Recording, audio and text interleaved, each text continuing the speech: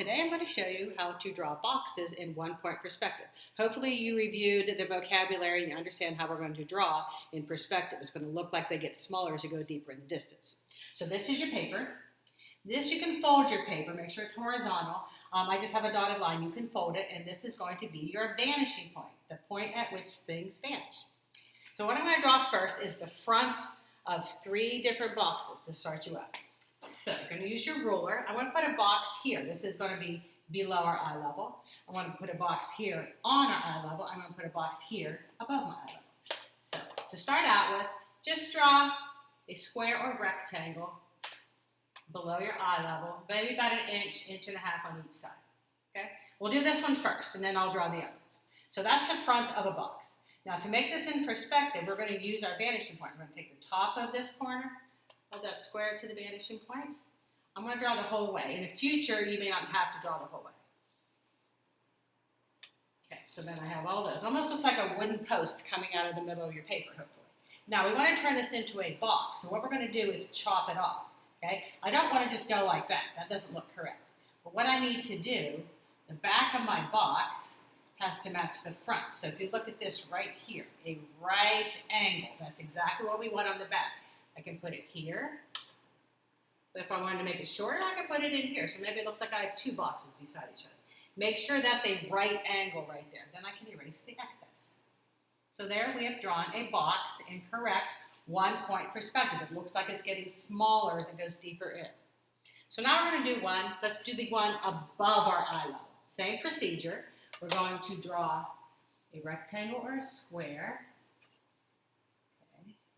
Same thing. Don't make it too small, and don't have it too close to your eye level, your horizon line. Same procedure. I'm going to take what corners I can to the vantage point. We're going to pretend it's solid like a cardboard box. If it was made of glass, you might see through it. We're not going to worry about transparency right now. So I'm going to use my vanishing point, this corner. This time, I'm not going to draw the whole way to save myself some erasing. This corner, and then this corner. Okay? So there, you can see how the gradually getting smaller as I go towards my vanishing point. Now I need to decide how wide I want to make the sides, and I put my right angle again. So if that's straight up and down, this is straight up and down. Don't get it slanted. If this is straight across, this is straight across, I've automatically created a right angle. Okay?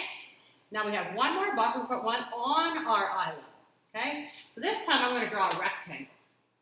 This is going to look like maybe a cereal box. The side of a cereal box, it's really narrow. Now you're going to find when I draw this one, I only have 2 corners that I can take to the vanishing point. This one and this one. And that's it. So all I have to do is put a parallel line vertical in the back.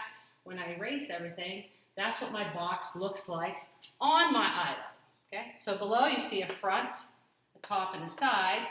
On my eye level, I see a front and a side. Above my eye level, I see a front, under, and a side.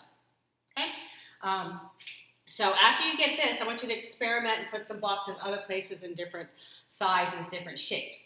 I'm also going to show you how to draw a couple other things in perspective, like a prism and a cylinder that got tipped over. So a prism, we would start by drawing a triangle. Okay. Now, depending on where you put your triangle, I don't have a lot of corners to go to my vanishing point. That can go to my point. That can go to my point. That can go to my point. Now, to end it, I got to make sure I get this angle the same in the back, which is a little more difficult. If I drew a prism up here, I'll do it really quick. There's my triangle, vanishing point, vanishing point, vanishing point, same angle. So that one looks a little bit different, okay, because it's above my eye. The last thing I want to show you is a cylinder. So if you took a cylinder, tipped it over, and you looked at the front of it, it would look like a perfect circle. But there's no corners to take to the vanishing point. So what I'm going to do is take my vanishing point, put my ruler on it, slide it till it almost hits the outermost part of the curve of that circle. Vanishing point, not to the top. From the vanishing point. The only hard part is this curve I have to have parallel back here. That's the hardest part, making that parallel. Okay? So hopefully when you look at that, it looks 3D. It looks like things are getting smaller as you go into the middle. I'm going to show you some examples later on in the slides here of some finished ones. So I'm going to have you draw additional shapes or additional forms in your drawing. Okay? Thanks a lot. Good luck.